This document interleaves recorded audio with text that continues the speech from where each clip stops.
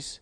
UN Secretary-General Antonio Guterres on Thursday congratulated Mohamed Abdullahi Farmajo upon his election as the federal president of Somalia, hoping that the president-elect will move expeditiously to form an exclusive cabinet.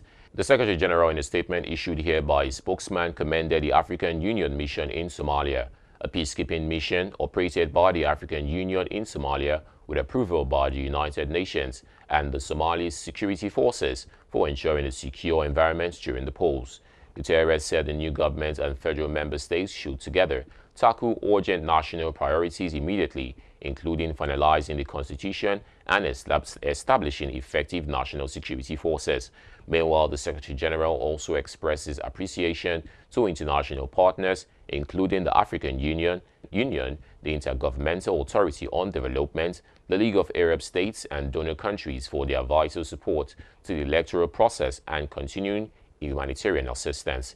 Guterres commended former President Hassan Sheikh Mohamud and former Prime Minister Omar Abdelrashid Ali Shamak for the work done during their terms of office and for facilitating a smooth handover to the new president. Earlier on Thursday, the UN mission in Somalia, UNSAM, issued a statement welcoming the conclusion of presidential elections and congratulating Farmajo on his victory.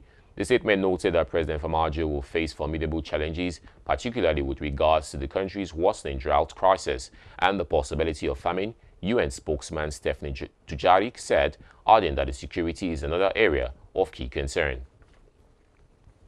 Egyptian government forces have shut down the offices of prominent human rights organization that provides help to torture victims in the North African country. The co-founder of the El Nadim Center for the Rehabilitation of Victims of Torture and Violence, Ayad Asif El Dawal, said that about 15 policemen in official uniform with a group of civilians sealed 3 apartments in the building belonging to El Nadim on Thursday. Egyptian and foreign NGOs operating in the country are governed by a strict law which allows the government to supervise the activities and finances.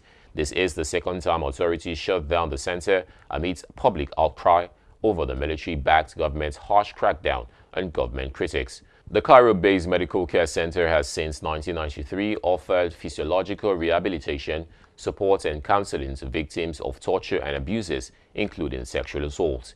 El Nadim said in November, authorities froze its assets for a week before the organization submitted a document proving the center is not subject to the law.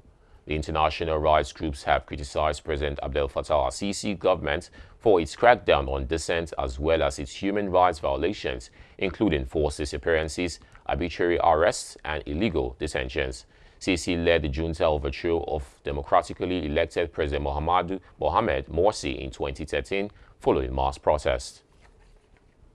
We'll go on a short break. More news when we return.